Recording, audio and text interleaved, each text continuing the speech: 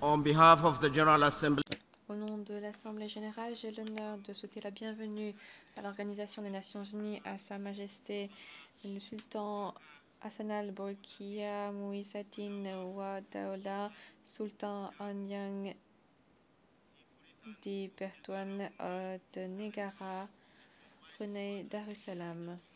Je l'invite à prendre la parole devant l'Assemblée.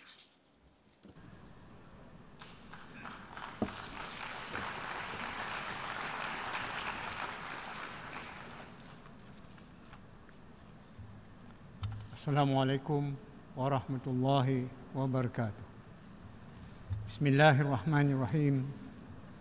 الحمد لله وبه نستعين على أمور الدنيا والدين.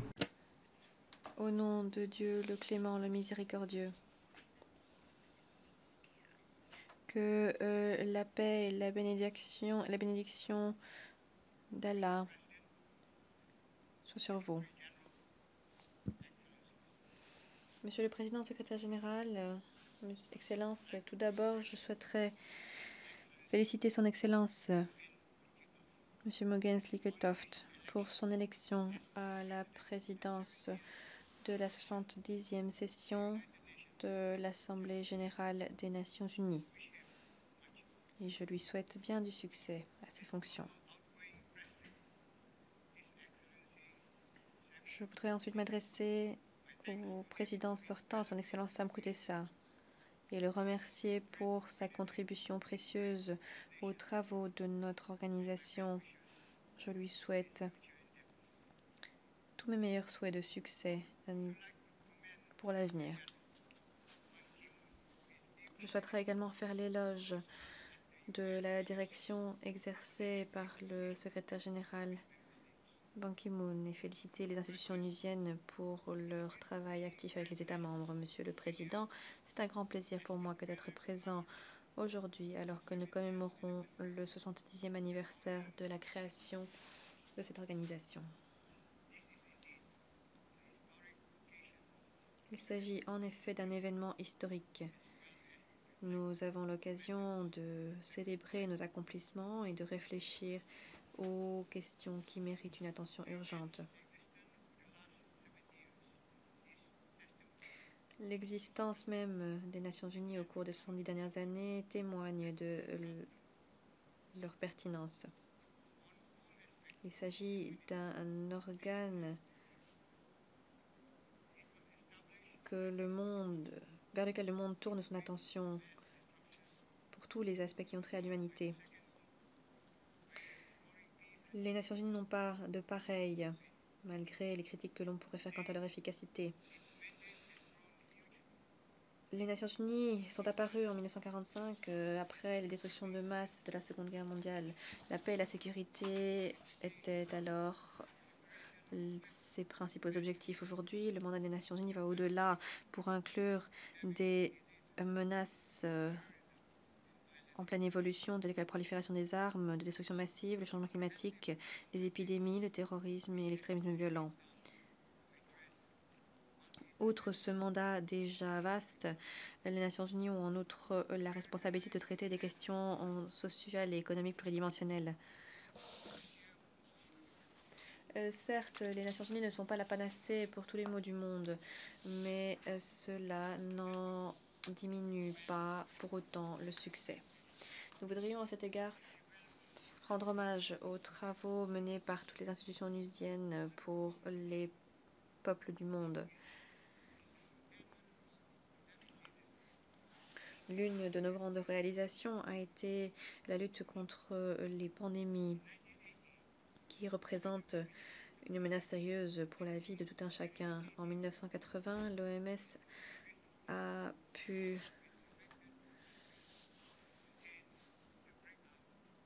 éradiquer complètement la variole. Et récemment, les Nations Unies ont permis à de nombreux pays de contenir les flambées d'Ebola, ainsi que le syndrome respiratoire du Moyen-Orient. Nous avons vu des travailleurs humanitaires et des soldats de la paix perdre la vie pour aider les Nations Unies dans ce travail. Ils mériteront toujours notre plus grand respect pour leur engagement et les sacrifices qu'ils ont consentis en s'acquittant de cette tâche noble afin de rendre notre monde un monde plus sûr. Notre organisation compte 193 membres. Par conséquent, les attentes placées en elle sont très élevées quant à ce qu'elle pourra accomplir sur un large éventail de questions, des questions qui ont trait à la vie quotidienne des peuples que nous représentons. Je suis donc heureux que notre nouveau programme de développement ait capturé la plupart de ces préoccupations, si pas toutes. Sa portée large témoigne de la confiance que nous plaçons en cette organisation. Il est par conséquent essentiel pour nous de mener à bien nos responsabilités nationales et collectives pour accomplir ce programme de développement et concrétiser les espoirs et les rêves de nos peuples pour une vie meilleure. Monsieur le Président,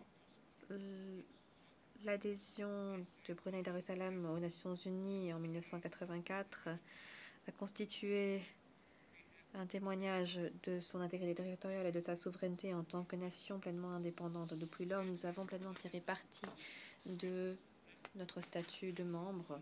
Les Nations Unies nous ont fourni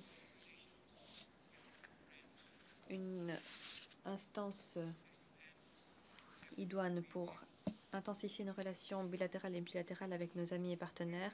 Par le biais des Nations Unies également, nous avons pu démontrer notre engagement indéfectible envers la paix, la stabilité et le développement.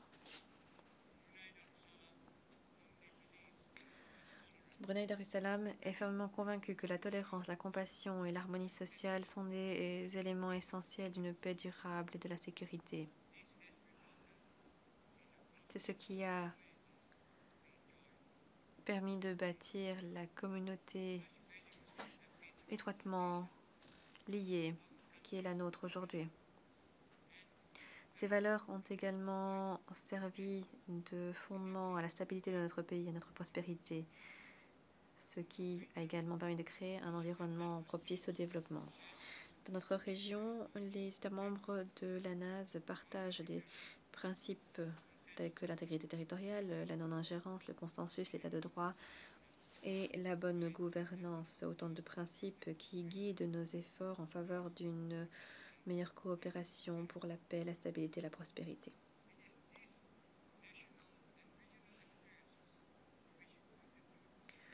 Ces expériences nationales et régionales représentent notre contribution aux Nations Unies dans le cadre du multilatéralisme. Et c'est par le prisme des Nations Unies que nous pouvons envisager la création d'une communauté mondiale tout aussi étroitement liée, disposant des mêmes valeurs et principes, une communauté mondiale qui exploitera pleinement notre potentiel à œuvrer de concert pour accomplir de grandes choses. Nous pouvons le faire par exemple en favorisant les échanges culturels afin de permettre une meilleure compréhension les uns des autres afin de vivre ensemble comme famille des nations. De la sorte, nous serons peut-être en mesure d'empêcher les nouveaux conflits et d'utiliser au mieux nos ressources en faveur du développement social et économique. D'après la Banque mondiale, le coût moyen d'une guerre civile représente plus de 30 années de croissance du PIB pour un pays en développement de taille moyenne.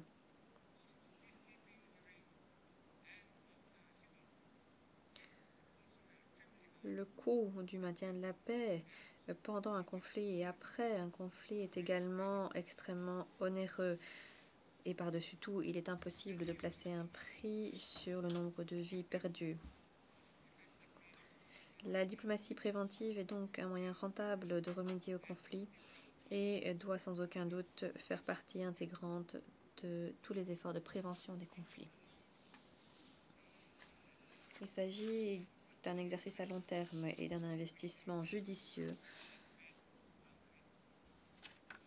un un domaine dans lequel les Nations Unies ont fait de grands progrès. Nous saluons les bons offices exercés par le secrétaire général, par ses envoyés spéciaux et par les représentants au sein de missions politiques. Il s'agit là d'un outil clé en faveur de la diplomatie préventive. Cependant, nous pouvons encore en faire davantage pour améliorer la prévention des conflits.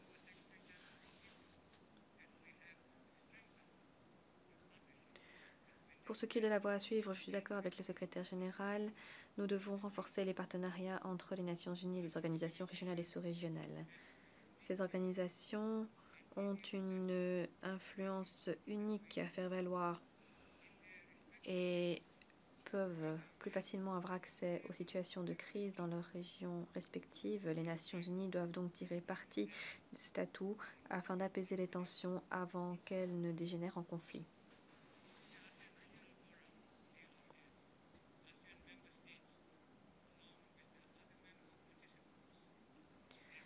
Au sein du Forum régional de la NAS, les États membres de l'organisation ont œuvré constamment à la mise en place d'une atmosphère de confiance. Il y a 2 ans, ces membres ont adopté un plan de travail sur la diplomatie préventive et la mise en œuvre de ce plan a déjà progressé considérablement, contribuant de la sorte au maintien de la paix et de la sécurité dans la région.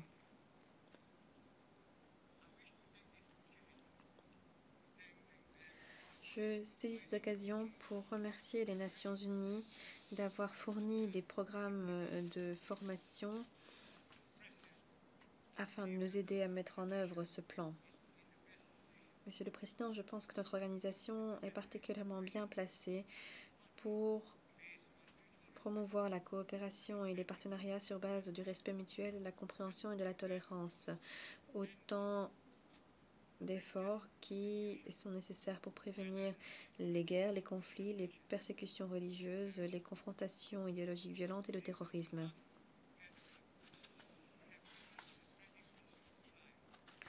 Depuis que nous nous sommes rassemblés pour la dernière fois, nous avons assisté à de nombreux décès, résultat des actes terroristes inhumains menés dans diverses parties du monde. Il s'agit d'actes intolérables. Nous joignons notre voix à ceux qui condamnent le terrorisme et rejettent complètement l'extrémisme et le radicalisme. Nous voudrions exprimer notre appui aux efforts de la communauté internationale visant à prévenir et éliminer toutes les formes de terrorisme.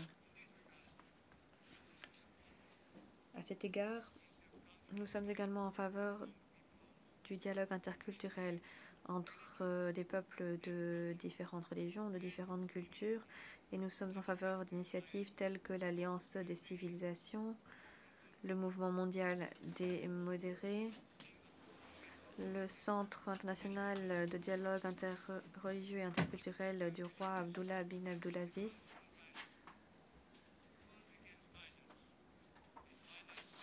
le monde contre la violence et l'extrémisme violent, ainsi que le sommet sur la lutte contre l'extrémisme violent.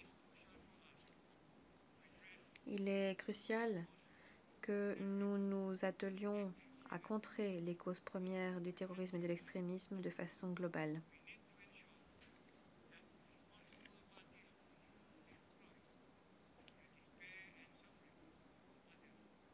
Nous devons nous assurer que des acteurs irresponsables ne puissent exploiter le désespoir et la souffrance d'autrui pour alimenter leurs propres idéologies extrémistes.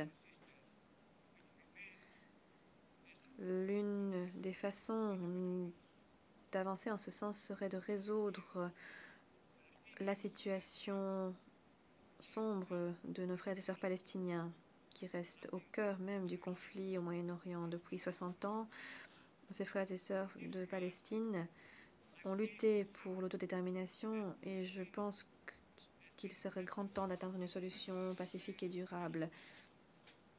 Je suis heureux de voir les évolutions positives qui ont vu la Palestine à présent acceptée en tant que membre de divers organes internationaux. Et il s'agissait en outre d'une décision historique de l'Assemblée générale que de hisser le drapeau de la Palestine afin qu'il flotte fièrement aux côtés des drapeaux des autres nations indépendantes souveraines de cette organisation mondiale. Il s'agit d'autant d'accomplissements positifs qui devraient contribuer à atteindre la reconnaissance du droit du peuple palestinien à un État à part entière. Monsieur le Président, je réitère notre engagement à œuvrer de concert avec les autres nations afin de nous assurer que les Nations Unies restent une force de paix, de sécurité, une force en faveur des droits de l'homme. Après tout, c'est entre nos mains que réside le succès de notre organisation. Et ce succès et nos efforts collectifs seront au cœur même de notre organisation. Je vous remercie. Thank you.